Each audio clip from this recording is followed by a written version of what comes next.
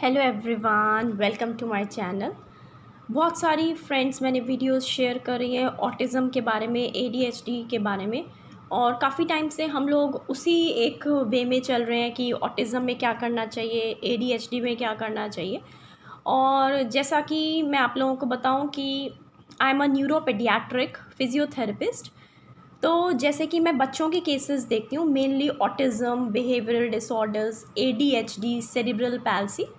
उसी तरह से मैं एडल्ट पेशेंट्स भी देखती हूँ। एडल्ट पेशेंट्स में mainly I deal with the chronic cases. ठीक है, क्रोनिक केसेस, इस तरह के केसेस जो नॉर्मल फिजियोथेरेपी से, नॉर्मल एलोपैथिक दवाइयों से, होम्योपैथिक से, आयुर्वेदिक से, ऐसे केसेस जो कि ट्रीटमेंट से ठीक नहीं हो पा रहे हैं, तो basically I deal with those cases. ठीक है, बहुत टाइम से ऐसे ऐसे रेयर जेनेटिक डिजीज़ होती हैं, जैसे मेटाबॉलिक मायोपैथी हो गई, फाइब्रोमेल्जिया हो गया, शोगरन सिंड्रोम हो गया, स्लिप डिस्क हो गई, सीवियर पीआईवीडी हो गई। तो बहुत सारे ऐसे केसेस जिसमें आप लोगों के डॉक्टर ने अगर आप लोगों को सर्जरी प्रिस्क्राइब कर दी है।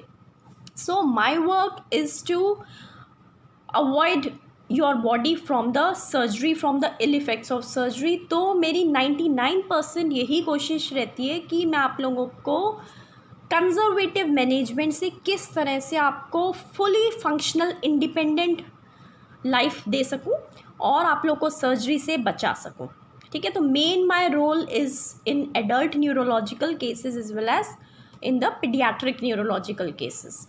तो आज फ्रेंड्स मैं एक पेशेंट का एक्सपीरियंस आप लोगों के साथ शेयर करने वाली हूँ और उस पेशेंट की वीडियो भी मैं इसमें अपलोड कर रही हूँ। पेशेंट को मेटाबॉलिक मायोपैथी है। ठीक है, मेटाबॉलिक मायोपैथी क्या होता है फ्रेंड्स, बहुत सारे लोगों ने सुना भी नहीं होगा, या बहुत सारे लोगों को अगर पता भी है तो बहुत ही अच्छी बात है। फिर भी मैं एक छोटा सा इसके बारे में एक ब्रीफ बता देती हूँ। मेटाबॉलिक मायोपैथी में क्या होता है फ्रेंड्स कि मेटाबॉलिज्म क्या होता है कि हम जो खाना खा रहे हैं, जो भी हम फ्यूल ले रहे हैं, वो एनर्जी में कन्वर्ट हो सके और उस एनर्जी से हम अपने दिन के कार्यों को, अपनी एडीएल एक्टिविटीज़ को बहुत ही अच्छे से और बहुत ही कम ताकत के साथ या फिर बिना थके हम अपने सारी जो डेली के काम हैं उनको कर पाएँ। तो ये एक रेयर जेनेटिक डिजीज़ है जिसमें जो एंजाइम्स होते हैं, जो हम खाना वगैरह खाते हैं, मेटाबॉलिज्म करते हैं, उसको एनर्जी में जो कन्वर्ट करते हैं, वो एंजाइम्स लैक हो जाते हैं और जिससे ये एटीपी प्रोडक्शन नहीं हो पाता बॉडी में। ठीक है, एटीपी, एडेनोसिन ट्राइफॉस्फेट का प्रोडक्शन नहीं हो पाता। तो इसकी वजह से क्या होता है फ्रेंड्स कि बॉडी में जो मसल्स होती हैं वो इतनी वीक हो जाती हैं कि अगर वो हल्का सा थोड़ा सा भी वॉक कर लें, ठीक है, थोड़ा सा भी वज़न उठा लें, हल्का सा भी सीढ़ियाँ चल लें, 1 किलोमीटर वॉक कर लें, कुछ भी ऐसा कर लें जिससे मसल्स में हल्की सी भी थकान हो जाए, उसकी वजह से सिम्टम्स इतने बढ़ जाते हैं कि पेशेंट हमारा बेड रिडन या व्हील चेयर पर आ जाता है। और इसमें कोई भी पेन किलर ज़्यादा असर नहीं करती हैं। ये एक ऐसी बीमारी है, ठीक है, क्योंकि एंजाइम्स की डेफिशिएंसी है।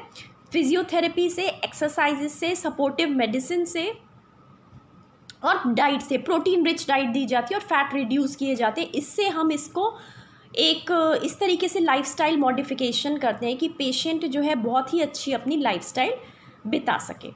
तो मेरे एक पेशेंट हैं फ्रेंड्स, तो 2013 में उन्हें एक सीवियर पेन हुआ, इतना सीवियर पेन हुआ कि वो व्हील चेयर में आ गए। ठीक है, at that time he was about 38 years old. अचानक से उन्हें इतना सीवियर थाइज़ में और लिम्स में पेन हुआ कि he was wheel chair bound और उन्हें कुछ भी समझ में नहीं आया कि इतना सीवियर पेन क्या हुआ, मुझे स्लिप डिस्क हुई है, क्या हुआ है। तो फिर फ़ौरन वो अपने डॉक्टर के पास गए, अपने न्यूरोलॉजिस्ट के पास गए। फिर वहाँ पे उन्होंने अपनी एमआरआई कराई, एक्सरे कराए, सब कुछ, अपने सारे टेस्टिंग कराए, अपने बायोप्सी कराई, तो सब कुछ नॉर्मल आया। लास्ट में जब उनकी इलेक्ट्रोमायोग्राफी हुई या और साथ में उनकी जो मसल की बायोप्सी हुई, जब सारे उनके टेस्टिंग नॉर्मल आए तो फिर उसके बाद उनकी मसल की बायोप्सी वगैरह की गई, तो उसमें हमें पता चला कि he suffering from a rare genetic disorder that is myopathy. तो he was completely wheelchair bound थे, he was bedridden. Then he came to me at that time I was working with Fortis Hospital Noida. वो मेरे पास आए और इसका protocol friends बिल्कुल अलग होता है क्योंकि एक्सरसाइज इंटॉलरेंस है, तो इसमें हमें एक्सरसाइजेज भी नहीं करानी पड़ती। बिल्कुल एक्सरसाइज अगर हम कराएंगे तो अगर कंडीशन, अगर वास्क अगर उसका 1 है या 2 है या 8 है तो सीधा वो 10 पे पहुंच जाएगा। तो पहले तो उसको इस बीमारी को समझने में दिक्कत होती है, जैसे नॉर्मल बीमारियों की तरह नहीं ले सकते, है ना। तो उसमें मोडालिटीज़ भी इसकी बिल्कुल अलग आती हैं। ऐसी चीज़ें करनी है जिसमें मसल्स को हल्की सी भी थकान नहीं हो। अगर कॉन्ट्रैक्शन वाली आपने मशीन भी लगा दी ना, तो उसका पेन 10 गुना ज़्यादा बढ़ जाएगा।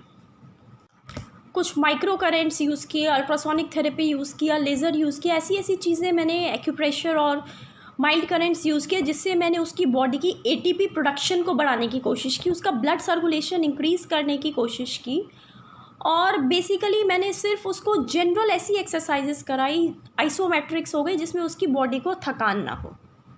तो उस टाइम का जो हमारा बहुत ही फर्स्ट टाइम था जो इस तरीके से उस पेशेंट को इतनी ज़्यादा प्रॉब्लम थी, तो उसका जो वास स्कोर था वो 10 था। तो फिर उसके बाद उसकी 1 मंथ अराउंड फिजियोथेरेपी मैंने की and he was perfectly normal, उसका पेन बिल्कुल भी नहीं था। और उसके बाद अराउंड 2013 से लेकर हमारा 2022 तक उसका आराम से पूरा उसका टाइम पीरियड निकल गया। उसको बस मैंने प्रिवेंटिव मेजर्स बताए, डाइट, लाइफस्टाइल, एक्यूप्रेशर, सब कुछ बताया। बीच बीच में उसको mild on end of pen होता था, जिसके लिए अगर वो कभी अपना न्यूरोलॉजिस्ट से कंसल्टेशन करने आता था, उस टाइम पे I just used to give, मैंने कभी उसे 1 सेशन दे दिया, कभी 2 सेशंस दे दिए, लाइक दिस एक साइकिल बनी रहती थी। लेकिन कभी भी उसको इतना सिवियर पेन नहीं हुआ था कि फ्रेंड्स उसको व्हील चेयर पर आना पड़े, ठीक है। सो उसके बाद फ्रेंड्स की ना 2022 4 जून को व्हाट हैपेंड वाज कि उसने सोचा कि चलो अब ड्राइविंग सीखी जाए। और ही वाज वर्किंग, जहाँ पर भी उसकी वर्किंग प्लेस है, तो उसको इतना ज़्यादा स्टेमिना वगैरह उसका बढ़ गया था कि स्टार्टिंग से ही उसकी वॉक करने की आदत, तो ही डेली यूज़ टू वॉक, ठीक है। 2-3 राउंड्स अपना 2 किलोमीटर्स वो आराम से धीरे धीरे स्पीड पे वॉक करता है, उसको किसी भी तरह की परेशानी या दर्द नहीं होती है। अब 2022 में ही 4 जून को ही उसने सोचा कि चलो ड्राइविंग सीखी जाए। ड्राइविंग सीखने के फर्स्ट डे में ही जब हम उसका क्लच दबाते हैं, एक्सीलरेटर दबाते हैं, तो उसके थाइज़ में थकान महसूस होनी शुरू हो गई और उसको लगा कि थोड़ी देर में चली जाएगी। तो फर्स्ट डे जैसे स्टार्ट हुई तो 6 डेज़ तक वो दर्द के साथ उसने कोशिश की कि चलो थोड़ा सा बियर करूँ, या आदत नहीं है, मसल्स को वार्म अप हो जाएगा। लेकिन 6 डे पे वो इतनी बढ़ गई कि he was again bound to the wheel chair. 6th और डे ड्राइविंग का था and he was fully bounded to the wheel chair, bedridden हो गया। और इतनी ज़्यादा उसकी स्पाइन तक वीक हो गई बिकॉज 2018 में मसल वीकनेस की वजह से 2018 में एक बार उसने अपना स्पाइन का एक्सरे कराया था, जिसमें हमें पता चला कि earlier there was no problem, but due to the degenerative changes starting early due to this disease, इसमें डीजेनरेटिव चेंजेस भी स्टार्ट होने लग गए हैं, जिसकी वजह से उसका डिसकम्प्रेशन स्टार्ट हो गया है L4 L5 S1 में। तो फ्रेंड्स क्या हुआ कि अब इस टाइम पे जब उसका पेन सीवियर हुआ, और क्योंकि उसकी बैक भी इन्वॉल्व थी, तो वो व्हीलचेयर बाउंड होने के साथ साथ उसका बैठना भी छूट गया। खाना खाने के लिए वो बैठ भी नहीं पाता था, उसे लेटे लेटे, या फिर he was unable to sit without support, ठीक है। और सारी बॉडी वीक होने की वजह से, मसल्स फटीक होने की वजह से, और क्योंकि ड्राइविंग में उसकी हाथ की मसल्स भी यूज़ हुई थी, तो myopathy can involve any joint, any muscles. तो उसके दोनों हाथ में भी पेन आ गया और इसकी वजह से उसका खाना खाना, नहाना या कोई भी एडियल एक्टिविटी बंद हो गई। तो बहुत सारी जगह उसने थेरेपी के लिए पूछा, बहुत सारी जगह उसने थेरेपी कराई, ठीक है। लेकिन द थिंग इज़, सभी लोग उसकी जो थेरेपी है वो स्पाइन का एक्सरे देख के करते थे, MRI देख के करते थे, और उसको एक PIVD पेशेंट की तरह ट्रीट किया जाता था। तो हर जगह से उसे निराशा हासिल हुई, क्योंकि कोई भी उसकी मेटाबॉलिक मायोपैथी वाली डिजीज़ पे नहीं जाना चाहता था। सब लोग ये सोचते कि it is due to the PIVD, जिसकी वजह से उसको पेन आ रहा है। और PIVD का जब उसको जैसे टेंस लग गया, या कोई भी उसको एक्सरसाइजेस कराई गई, स्ट्रेचिंग कराई गई, तो उससे उसका पेन, जैसे उसका 9 है तो 10 हो जाता था, और उसका हालत बिगड़ती चली गई।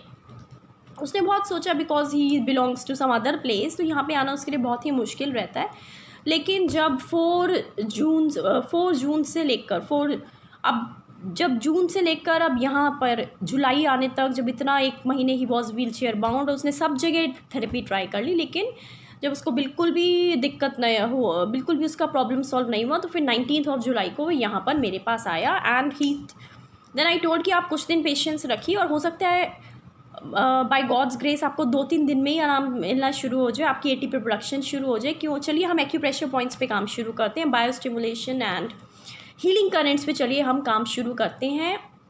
अब 19 जुलाई से फ्रेंड्स हमने उसका काम शुरू किया, ठीक है। तो 19 जुलाई को जैसे उसका ट्रीटमेंट किया, ही वॉज 50% नॉर्मल, ठीक है। 3 दिन हमने 21 तक उसका 90% नॉर्मल पे आ गया। और वो जो कैब में आता था बंदा, व्हील चेयर पर आया था, वो ब्रिस्क वॉक करते हुए आया। स्टेयर क्लाइंबिंग, उस स्टेयर उतरना उसके लिए ठीक रहा। इनफैक्ट उसने मेट्रो पे भी आकर ट्राई किया, मेट्रो से भी वो आ गया आराम से, एस्केलेटर चढ़ के, लिफ्ट चढ़ के। तो अब मैं इस एक वीडियो पेशेंट की शेयर करना चाहती हूँ, ये बता रही है कोई भी रेयर जेनेटिक डिजीज़ है या कोई भी बीमारी है तो ट्रीटमेंट इज़ नॉट इम्पॉसिबल, ठीक है। और वन मोर थिंग है कि ये जो रिज़ल्ट आते हैं ना फ्रेंड्स, ये result is based on the faith, ठीक है। अब जो एक्यूप्रेशर ट्रीटमेंट भी है और ये डिफरेंट काइंड्स ऑफ ट्रीटमेंट हैं, तो इनका जो इफ़ेक्ट है वो उन्हीं लोगों पे आता है जिनको अपने डॉक्टर पे फेथ होता है।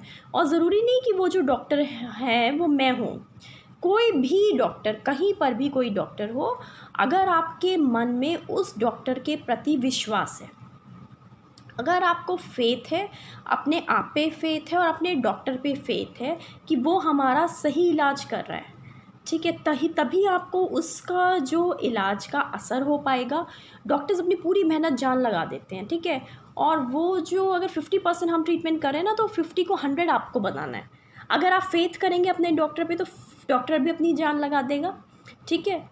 तो the thing is you have to have faith. किसी भी डॉक्टर से इलाज कराइए, अगर आपको फेथ नहीं है, आपको ट्रस्ट नहीं है, ठीक है, थोड़े दिन में आपको लगने जरा कि एक नहीं, दूसरा, तीसरा, चौथा, पाँचवा, छठा 100 डॉक्टर्स को आप दिखा रहे हैं ना, उसके बाद भी आप अगर सेटिस्फाइड नहीं है तो फिर ना तो किसी डॉक्टर की गलती है। तो बस मैं यही कहना चाहूँगी आपसे कि आप फेथ अपने डॉक्टर पे जब तक नहीं बनाएंगे, चाहे बच्चे का केस हो या बड़ों का केस हो, तो तब तक आपको रिज़ल्ट नज़र नहीं आएगा। और ये जो मेरी थेरेपीज़ है ना फ्रेंड्स, इसमें जो सबसे बड़ा जो रोल है वो फेथ का ही है। जिन लोगों को फेथ है वो ठीक हो गए हैं, जिन लोगों को फेथ नहीं है वो लोग इधर उधर भी भटक रहे हैं, फिर वापस भी मेरे पास आ रहे हैं ना। तो मैं आई एम नॉट सेइंग कि मेरे ट्रीटमेंट से ही आप लोग ठीक हो सकते हो।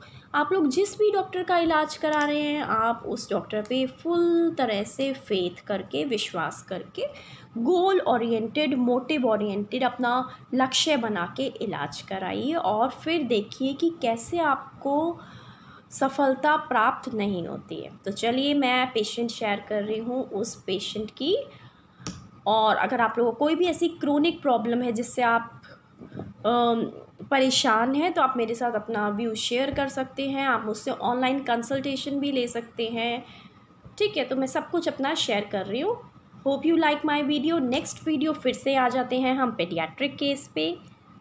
Stay safe, stay healthy.